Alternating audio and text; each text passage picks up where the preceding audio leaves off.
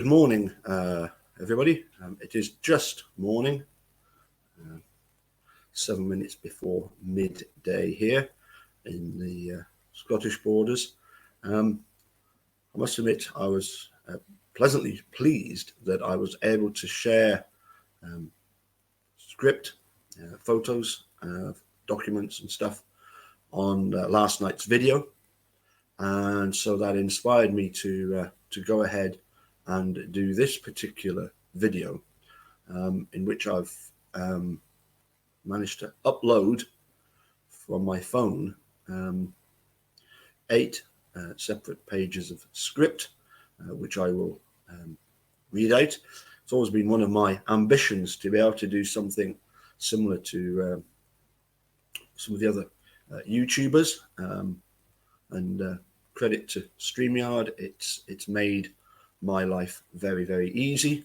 It was very, very straightforward. Just going to my iCloud, collecting some photos, and popping them into the computer, and then popping them into the toolbar at the side here. So ever since I first started following Making a Murderer, it always amazed me the lack of any kind of quality journalism, apart from obviously John Farrak, and also there's another reporter around about the same era as John Farrak when he was at the Post Crescent, Alison Durr, and I think she's still in with the Post Crescent. But as I say, it's kind of interesting how there is such poor reporting. Remember, I've always gone on about the fact that, why wasn't Mike Holbach ever queried by the press over his comment about the fact that the grieving whilst Teresa is only missing, and the fact that the process could only take 2 days. Absolutely ridiculous. The press in other instances have jumped all over that, and one could imagine, had the comment been made by Stephen Avery about somebody missing from his family, say Barb, then that would have immediately have been used as evidence against him. But anyway, let's crack on. Hi, Jane. Let's crack on with the first page from the Convoluted Brian website. This is his analysis of the journalism during the trial, and also following the release of Making a Murderer. So we're just going to pop this up. And here we go. Here's number 1. And I'll just read it out loud. My voice isn't too bad, hopefully. Around 31st October 2005, photographer Teresa Holbach disappeared. On 5th of November 2005, Teresa's RAV4 was discovered by a volunteer searcher in the Avery Auto Salvage Yard. Stephen Avery and his nephew Brendan Dassey were convicted of her murder in separate trials.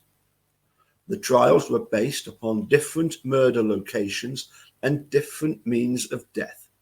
Stephen Avery was portrayed as the only murderer during the Avery trial.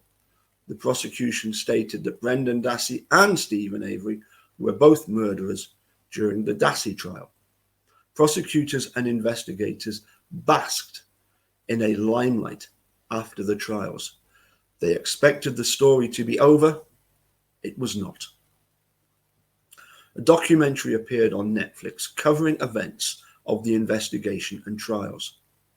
Making a Murderer revealed a sloppy and incomplete investigation.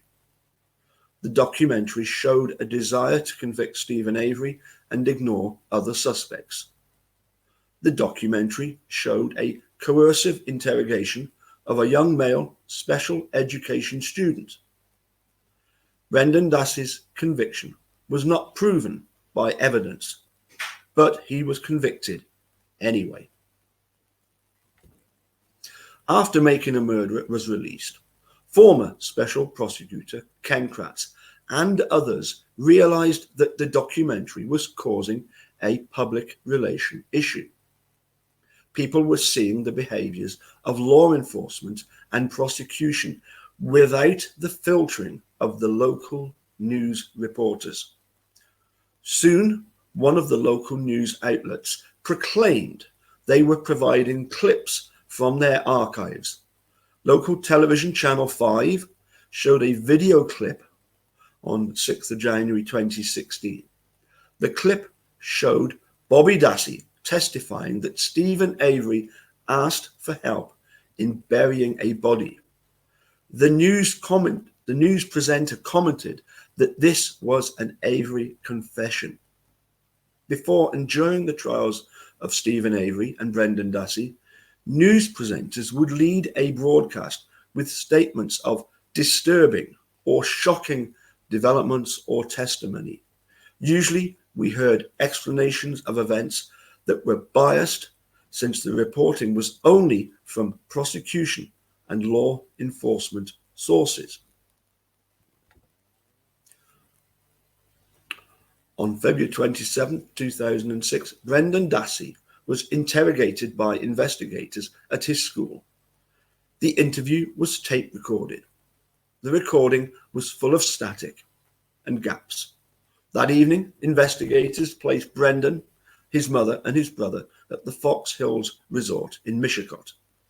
The interrogation continued, but with no recording. Investigators claimed their recording equipment was faulty. The news people reported that police were plagued with equipment malfunctions. They relieved the seasoned investigators of their responsibility to ensure they had working equipment. They did not question what was covered up by the poor or lacking recordings. Toward the end of the Brendan Dassey trial, dueling doctors was a common phrase used to describe two witnesses. The defense witness was trained in suggestibility and, while not the best choice for false confessions or trial testimony, was at least cognizant of issues. Come back to that in a moment. I can't remember in Making a Murderer who the expert was that testified at Brendan's trial. It certainly wasn't Professor Larry White. And of course, I don't think that Stephen Drizzen knew about the case then. Clearly, whoever was the so-called expert on the defense side was not a Stephen Drizzen. However, let's carry on. The prosecution witness, a contract doctor for Calumet County, admitted he had to search the internet for false confession and suggestibility. Then his testimony was, so what if the problem occurred? Reporters thought his professed ignorance was worthy of the term dueling. A WGBA NBC 26 Green Bay segment called Truth About Lying featured Marinette County Sheriff's Department Detective Anthony O'Neill on the 4th of February 2008. O'Neill had testified during the Dassey trials that Brendan Dassey was guilty of Teresa's murder because he did not make eye contact while admitting he did not take notes of Dassey's demeanor in a November 2006 interview.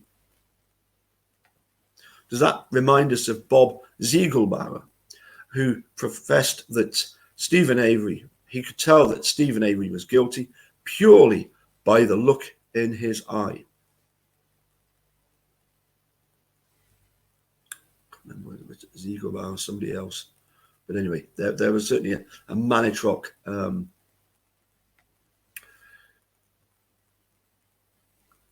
politician who claimed that Stephen Avery. He could tell Stephen Avery was guilty purely by the look in his eye.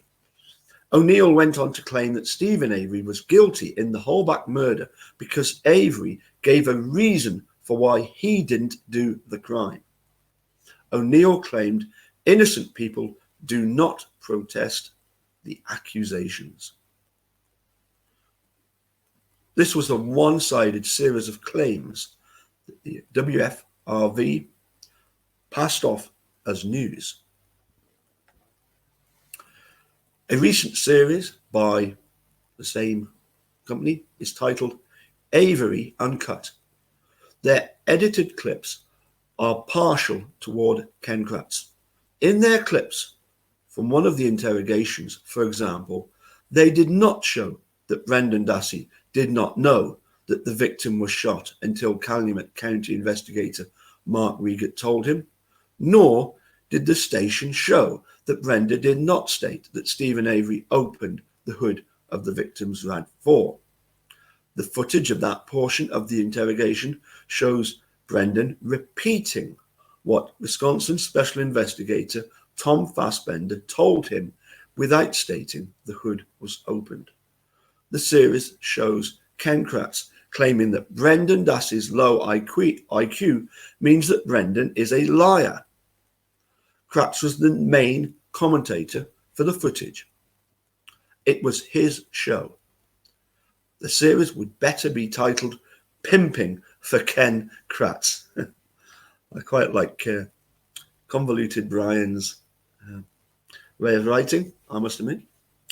Carrying on, the post-Crescent on-scene reporter John Lee was enamored with the special prosecutors. He noted in his blog that during closing arguments, special prosecutor Tom Fallon was captivating. Lee missed the fact that Fallon was using parts of the suppressed 13th of May 2006 confession. Judge Fox did not allow the defense to use that interrogation to show how Dassey denied a factually true statement after badgering by Fassbender and Reigate.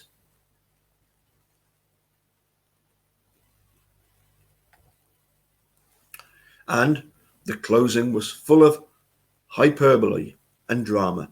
John Lee was an easy mark for such talk and gestures. He later claimed that Ken Kratz would be a judge someday. No, he wasn't a judge someday, but he did get judged someday, John Lee, as we are finding out. I noticed in the documentary that one of the WFRV reporters, Anjanette Levy, reflected the local news bias in two filmed sequences. Her first was her verbal assault on defense attorney Dean Strang for his cross-examination of Manitowoc County Deputy Andy Colburn. Strang was aggressive since Colburn's behavior was odd. Colburn did not submit a report of an early interview with Stephen Avery until 6 months had elapsed, and there was a mysterious telephone call made by Colburn to a dispatcher that needed explanation. Colburn was never clear on the phone call. Levy lambasted Strang because Colburn's 7-year-old would suffer repercussions at school due to the cross-examination. How she determined that the grade school students were aware of courtroom events was not explained. But Strang was guilty in her eyes of causing child trauma. The need for a vigorous defense to defend the accused was not part of her vision of how criminal trials should work.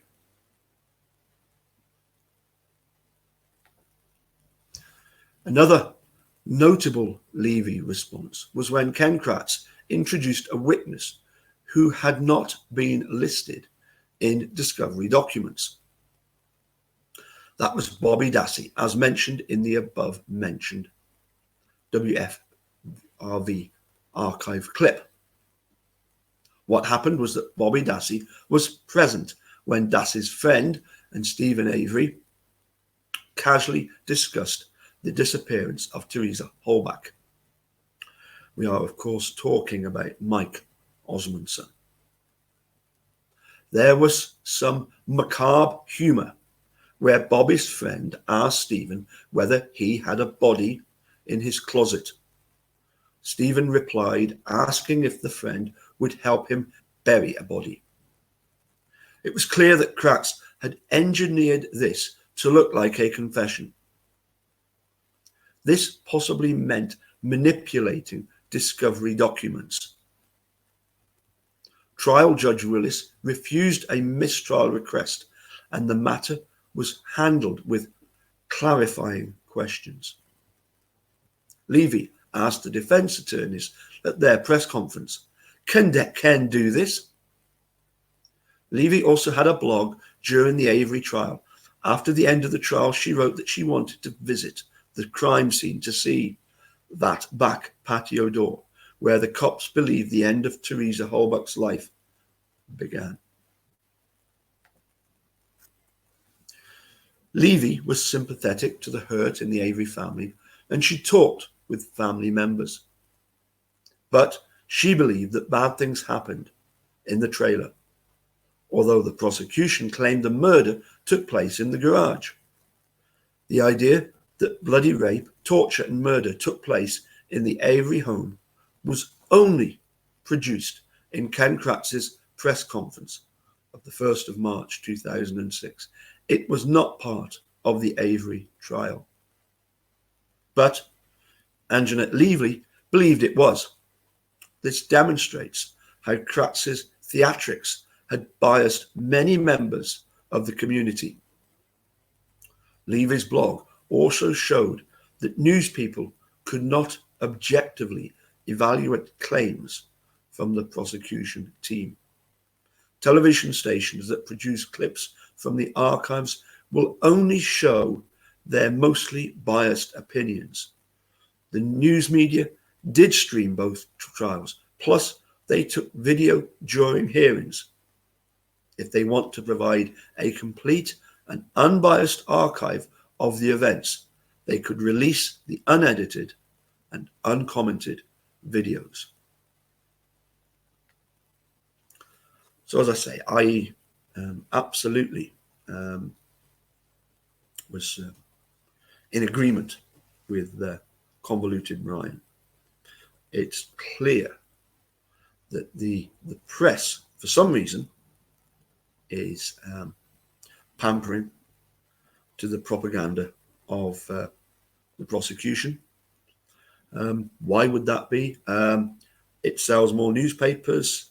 If in the case of the Ken Kratz press conference, if he can give the press a sensational story, that does their ratings no harm whatsoever. Therefore, they are quite happy to parrot anything and everything that Kratz tells them.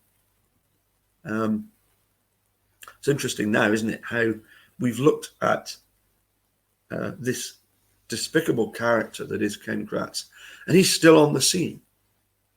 And for me, as I say, he lost all credibility. Even just his handling of the original prosecution of Stephen Brendan. You could see what a terrible person he was. It really didn't come as any surprise to find out what he had actually been up to throughout his prosecutorial career.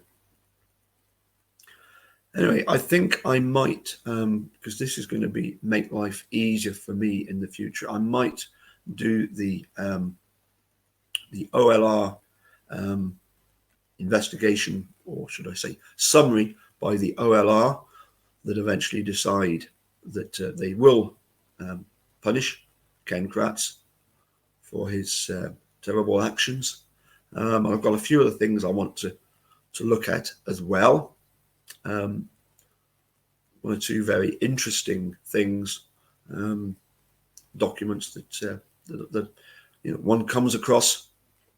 So look out for the looking at the OLR report and various other emails that Ken Kratz has sent. Just a quick heads up for Saturday. about 9:30 my time, which will be, I think, about 4:30 for Andrew. He's on Eastern time. Hopefully we'll do a live chat together and discuss. He's particularly interested, obviously, in Brendan Dassey and some of the things, some of the thoughts that he has. We all have different takes on things at times, although we can all see the how wrong the conviction, the interrogation and subsequent conviction of Brendan was. Thank you to everybody that tuned in last night to catch myself and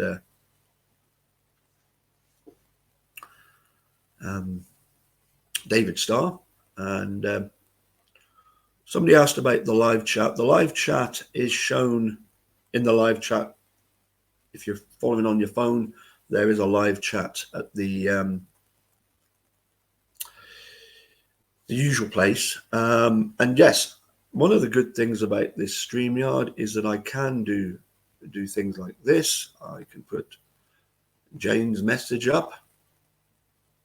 I can put that one up.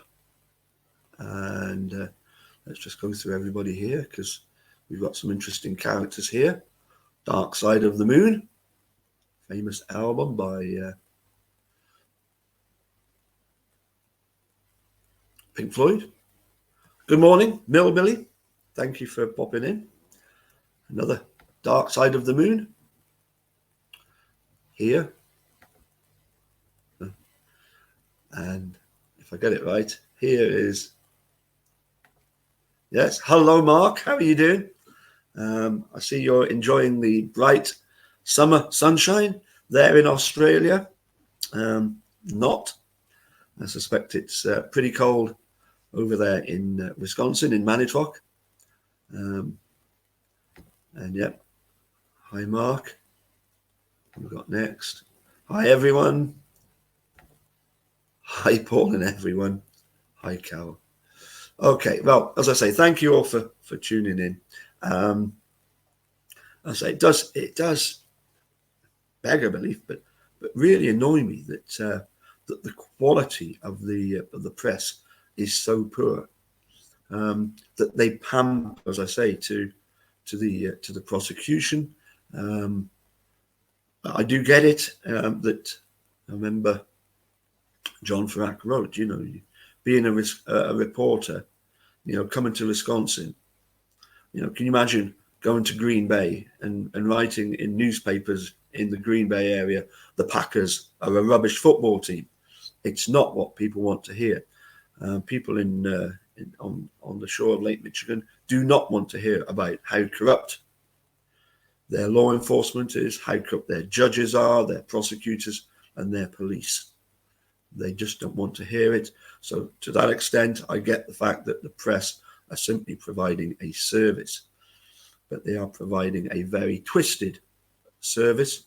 And what I find particularly interesting was the fact that I think it was in number 2 here, article number 2. Yes. Special Prosecutor Ken Kratz and others realized that the documentary was causing a public relation issue. People were seeing the behavior of law enforcement and prosecution without the filtering of the local news reporters. I think that's an incredibly good way of summarizing what was going on in the case. Anyway, I've just about lost my voice, so we'll catch you again soon. Thank you all for tuning in, and catch you again soon. Bye for now.